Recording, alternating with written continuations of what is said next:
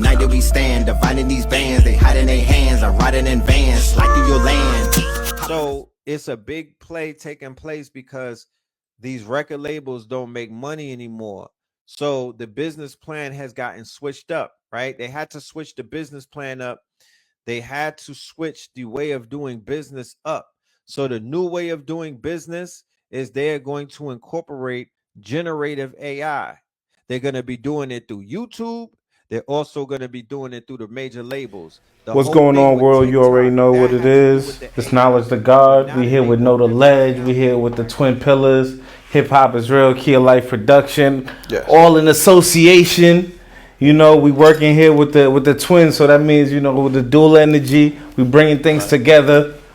And it's coming back around, man. You know what I'm saying? Full It's circle. you know, I've been rocking with you brothers for years, man. We Yes. coming up to a decade real soon. You know what I'm saying? We on 9 years, right? 2016. That's right. You know what I'm saying? And we probably was already Been linked a up long beforehand. time. You feel me? How So long you was watching us before we met? probably since like 2012, 2011. Yeah, man, that's crazy. You know what I'm saying? Behind the scenes, just kind of like learning and getting information and growing Right. within the conscious community. And just, you know, like I always say to you guys kind of represented hip hop for me in the conscious community. So Yes. coming in the game, even myself, like having hip hop is real, but like always like my first creation is Key Life Production before hip hop is real. It was always the consciousness that led to everything else. Having knowledge of self, you know. So I just want to always say appreciate you guys, and even now where we at the NDSTRY Studios. Yes. You know, reconnecting with you again, Pill. You know, at the where was we at?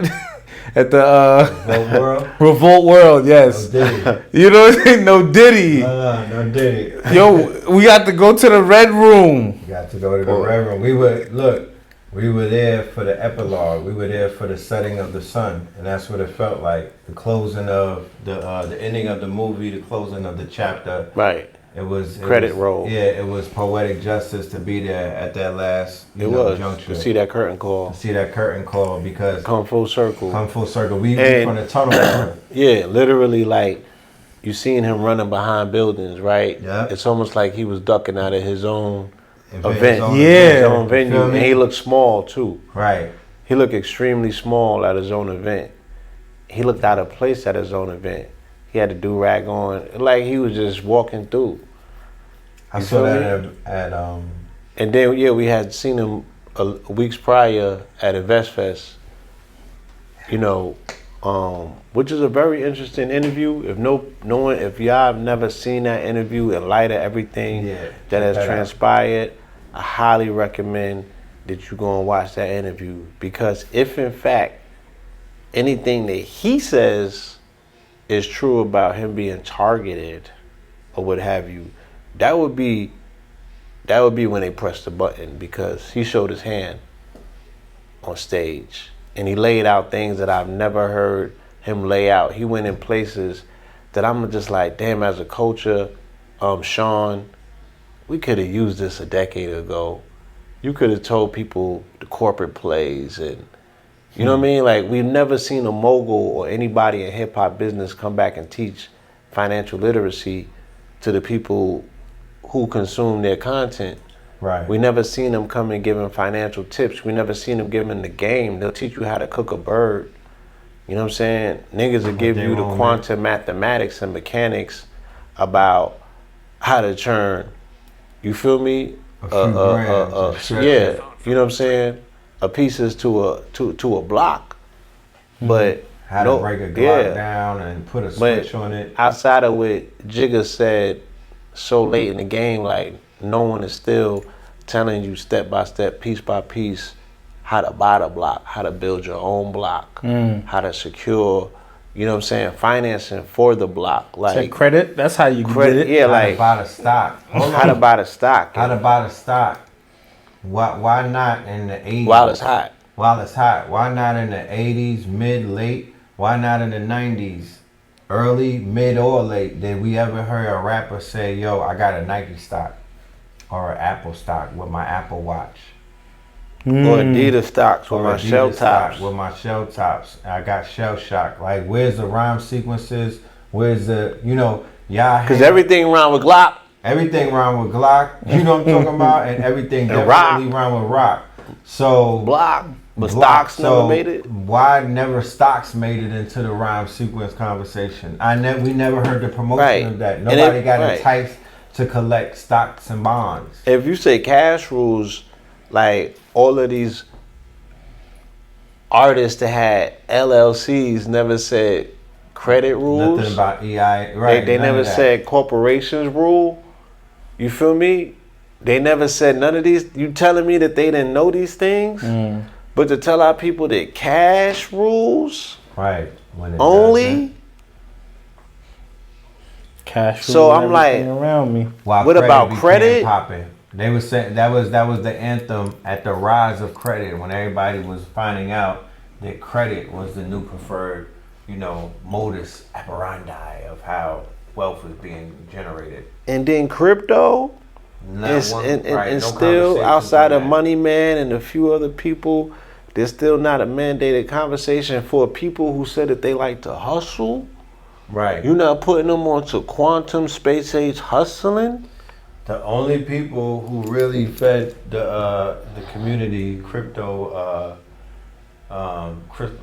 aspirations Nipsey? was the scammers. Nah, before Nipsey. Oh, okay. It was the swipers, you know what I mean? Right. You had that movement out of Detroit and all of that, and they was telling you to go get busy with the methods, and prior to that, it was the early swiper dudes, and prior to that, it was the people who were tapped into the Silk Road, who was moving a lot of trees and other type of barbiturates, and they were tapping into that dark web thing.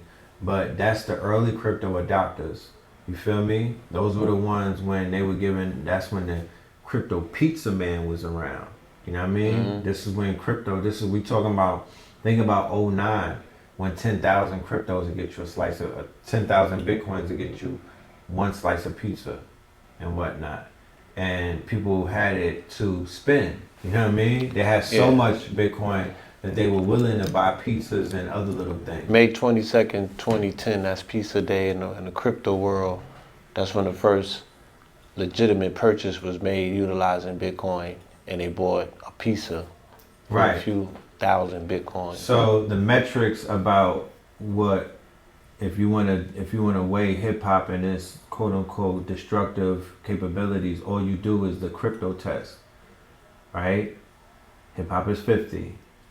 So we know in the 50 years how much destruction, how much mayhem, how much death, how much bad luck, how much poverty is tied to it. Not to say that it caused anything. It just happens to be the soundtrack. But my question to you would be, how much billions was created and generated through hip hop and songs that we could directly say, nah, son said that in 08. You know what I mean? He said, I can make the dope stretch. I can make the Bitcoin flip. And we went and got that, right? Or they had a campaign, or they were talking about it in a video, or because I know they was around their friends who were accumulating mad coins, right?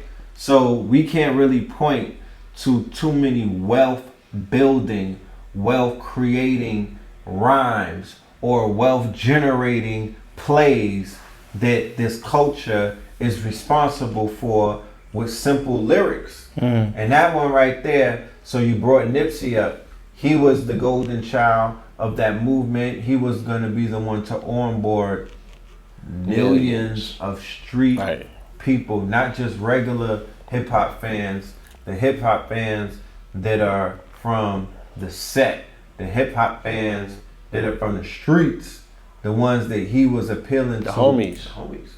Now, you guys have got to be a part of the golden era of hip hop. Y'all got to see, what it was like in the 90s growing up, how hip hop affected the 90s. Yeah. I feel like when you look at how hip hop was created and what it's used for, like hip hop is created by the people, but what it's used for is to sell VCRs or to sell things for RCA or to sell these things that we use, CDs and things like that. Like the music And the people who run these organizations or these companies or these record labels, they're not. Their interest is not in no artists. His interest is selling these things these products. Right. Yeah. So the artist is used to sell product. Right. So when you look at the division, as far as the human aspect of it and what the feeling of what the music does and what it's used to sell, as opposed to what the product is, and the main thing is what comes before first. Is it this hip hop, this music thing, or is it this product? Let me answer that real quick. You familiar with what AI is doing right now in the terms of the chat bots? Chat bots would be Chat GPT. Is it like how people are creating all the AI music and things like that? They're creating ideas, they're creating music, they're generating. Yeah. It's called generative AI. Yeah. Right? Mid-Journey creating art and things of that and nature. what they're using is something called LLMs, large language models. Okay. Right? And that's artificial intelligence. Hip hop, right? Or Hip Hop Incorporated or Hip Hop Inc. Not hip hop, the culture that we belong to, because nobody summons or nobody, quote unquote, even opens up by invoking the true acronym for what hip hop means. You get around anybody who claims hip hop, say higher, infinite, power, and if they don't answer you, healing our people, they're not even real hip hop. So there's a Hip Hop Inc. And Hip Hop Inc. is the first AI. And hip hop is a LLM that the corporations prompt and use to generate their quote unquote output. Commercials. Their commercials, right? Because keep in mind, remember, the corporations had AI way before OpenAI released ChatGPT in 2023. They been had a 10-year head start in what they call enterprise. They had access in it. They had cloud, the bigger corporations. So Universal, right, which is a multi-trillion-dollar corporations along with Sony and the other big ones, they were using AI, artificial intelligence. And what that is the models that they sign their rights. They sign they do what? They sign their, what do they have from these artists, these models? Is it like intellectual property, Your IP, right? your IP, your likeness, your voice, your face, everything that they're fighting AI about right now. Hold on, I'm just saying. This is what the label owns. Yes. They're owning models. So they got the Snoop Dogg model. They got the Lil Wayne model. They got the Drake model. They got the Jay-Z model. How many other mini models that they able to build off of that? Yeah. But these are their models and whatnot. And these models could basically, they prompt these models and they say, yo, we got 2 million tokens for you. And we want you to talk about this. And we're going to prompt you. Because don't ever think before an album, one of these artists come up with an idea to come before one of these products or one of these consumer products come before the people to be sold to the people, and they're giving you their script and whatnot. It's something that was decided in a meeting between marketing and promotion. You feel me? And you don't know what that story is. You know what I'm talking about? So if I have a model of a person, I'm like, yo, he's a gangster. He fits there's certain weights. There's certain things that each model has. And they're like, yo, she could sell sex. He could sell death. He could sell crime. He could sell murder. And then based off of what they're going to sell, we're going to do what? Play stock market, and we're going to do what? We're going to bet against them. We're going to short them. You know what I mean? So if we know that they're going to start talking about gangbanging, we're going to invest in a private complex industry because we already know what's about to come up in there. We're hedging the bet. Right. Funeral home. Planting the seeds. Right. That's why you can't learn about finance in school, because you'll learn why or how the corporation is playing your ass. And why they refer to you as a useless eater and a knuckle dragger. I didn't say it. That's their terms. You feel me? And they're like, yo, you could exist on a farm. You can exist Inside niggas talking about, yo, they coming for the FEMA camps. Nigga, you paying rent to live in a FEMA camp. This is an open air FEMA camp, bro. Nigga, this Gaza. You just allowed to smoke the Zaza outside. And nigga, this is an open air prison, bro. Are you fucking dumb?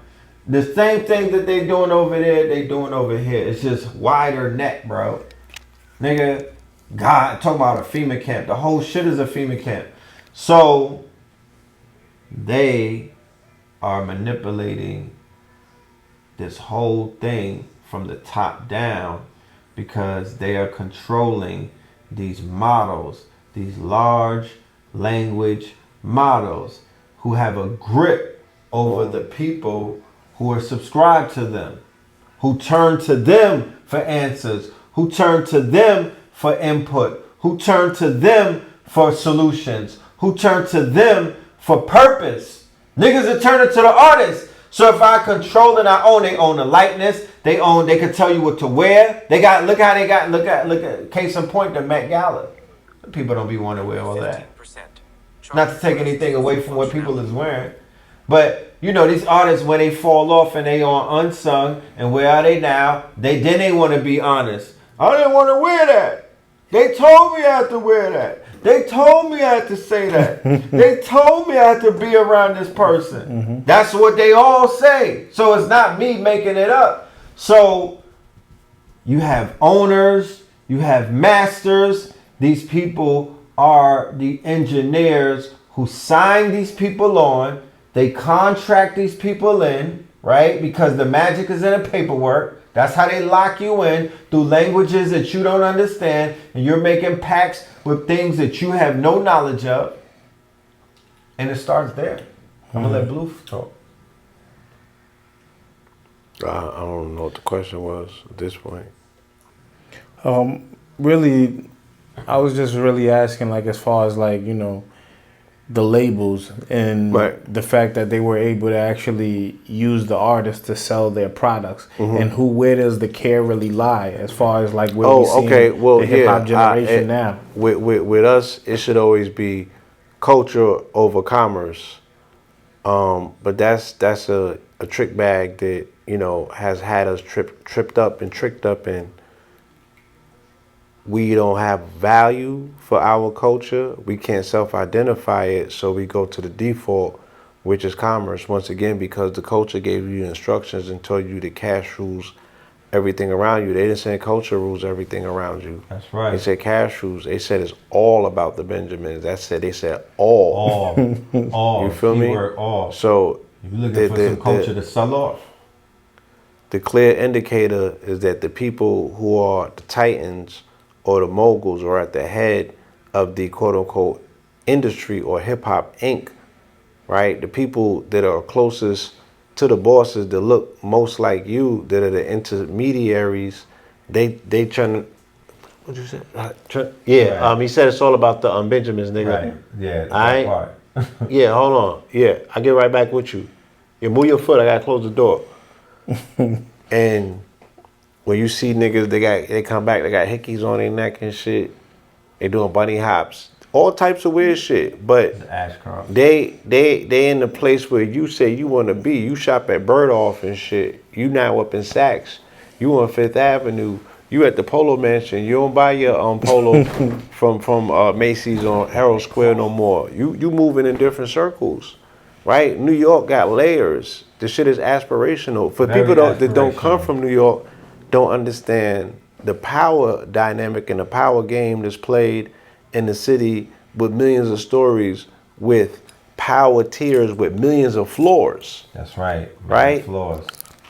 In any given industry that you want to move into and dominate as a titan. Now, I'm only speaking to men who are ambitious and have ideas that want to change the world. And then when you want to penetrate the world with those ideas, you come up against walls, you know what I'm saying, that you have to figure out how to knock down. Some people go over them shit, some people go through them, and some people, you feel me? Scale them. Some people hit them shits and fold. You know what I mean? Some people try to go and dig holes underneath them. Some people get crushed by them.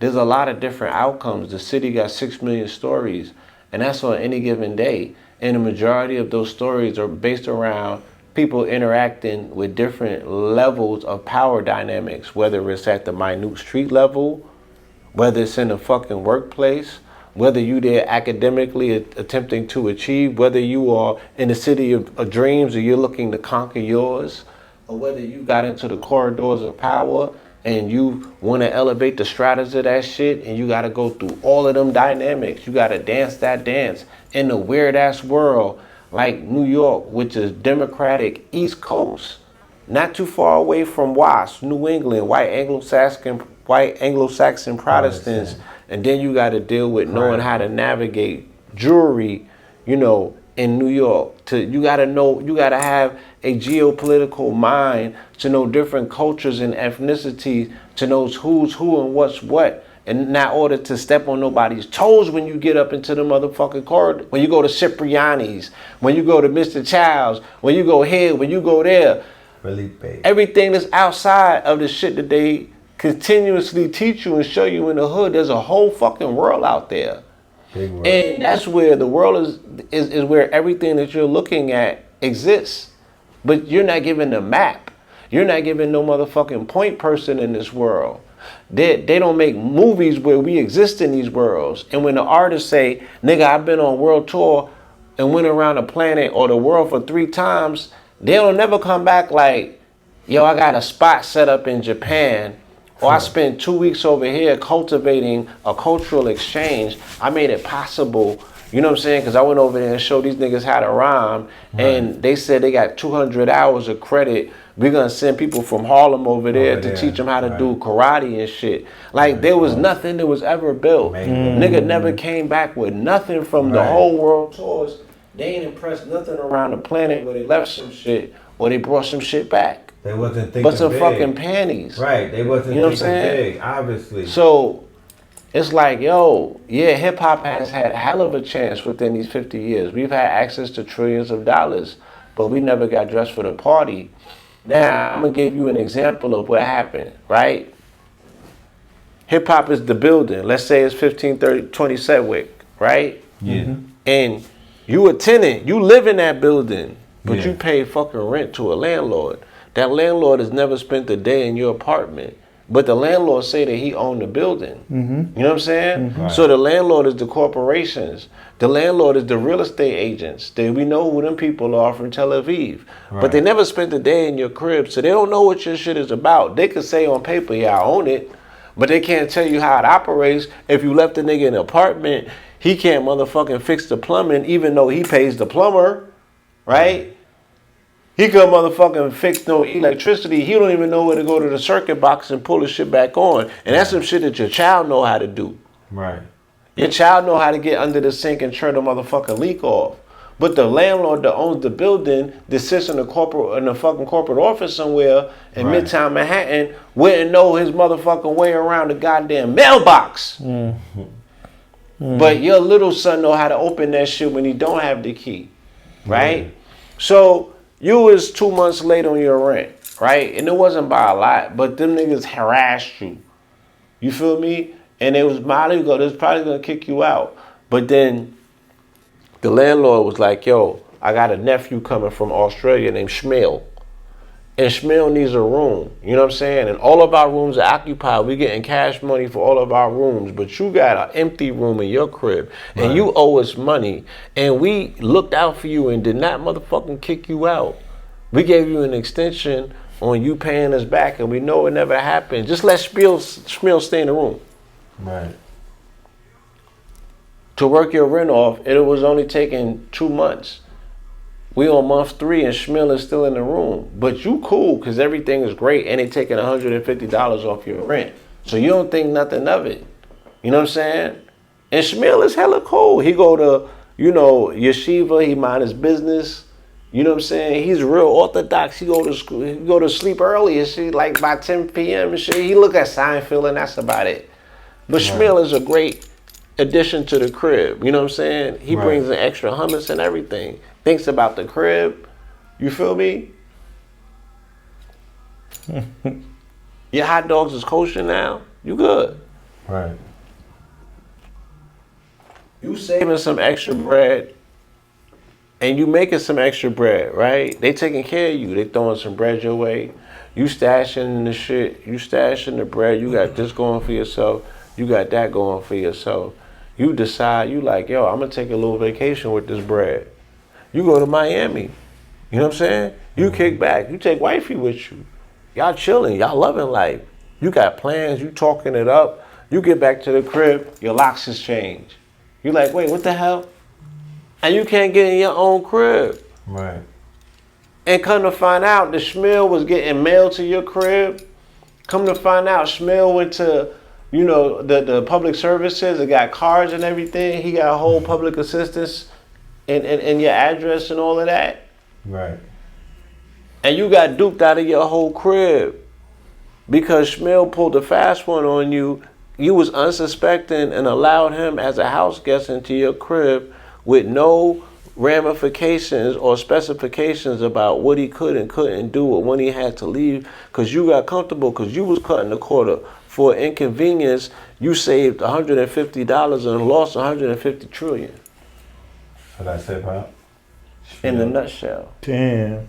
Okay. That's Schmill. Damn. And we know who Schmill is. Right. You feel me? We know who the Schmills are. And they finessed us out of our home called hip hop. Right? That they always been a landlord, but technically never before lived in the apartment. But they brought an insert in. They brought a nephew in. They brought somebody to tuck in and be like, yeah, take care of Schmill. You know, this little Aubrey. You feel me? Little liar. You know, he's innocent. Mm-hmm. You feel me? He's a geek. Your woman wouldn't even think about him. Now when you got tough guys with tattoos running all around them, Right. you know, these guys like the guy with the platinum in their teeth and with the gold and the muscles bursting and with their shirt off. He's not suspecting. Right? Damn. Nobody's looking at Schmiel. You know, he looks a little deformed. He got a unibrow. Next thing you know, you go on vacation and you come back. Like I said, Schmiel done changed the locks. He hit your girl. You feel me? Now you playing his game. He got your clothes on. Right. Right? In reference to hip hop, when did this happen? Did this happen early in the 80s? This happened when Did Sugar this Hill? happened when Did this Run hap- DMC took Laya Yeah. Cohen on tour with them to be the road manager, and he came from a happened. background in banking, and they had no idea about banking finances, tour finances, publishing, anything about the business. And before you know it, Laya Cohen goes from a roadie to an owner of Def Jam and hasn't left the game since. He's been the main player out of all of them that came. Where's Russell at? Where's Rick Rubin? But we damn sure know where Laya Cohen is.